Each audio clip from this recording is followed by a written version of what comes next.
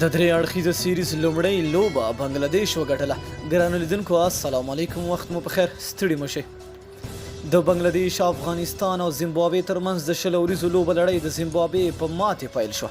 د لوبې په چا بنګلادیش وګټله او د توپ اچونې پریکړه وکړه.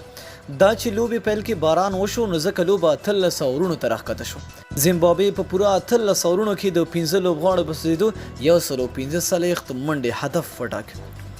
مسعدزاده 40 رینبرل 50 او متمبالزه 20 منډې وکړې.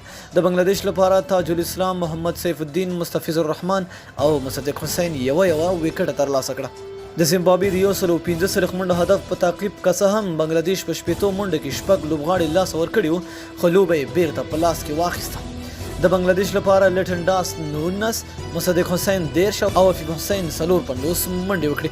د زیمبابوې لپاره بیا مدزیوا، چیتارا او جارویس 2 وکټې واخیستلې. همدارنګه رینبرل یو وکټه ترلاسه کړه. لوبه بنګلادیش په 3 وکټو وګټله. افیف حسین چې د بنګلادیش لپاره لوبه وګټله او په نړیوال 20 اوریز کرکټ کې لومړی نیمه سریزه ووهله، د لوبې غوره لوبغاړی ونومول شو. هیر د نوي چې سبا مازدیګر 15 بجې زیمبابوې د افغانستان سره مخ کیږي. نو مینه او مننه چې ویډیو مو سره تر پایه ولیدله.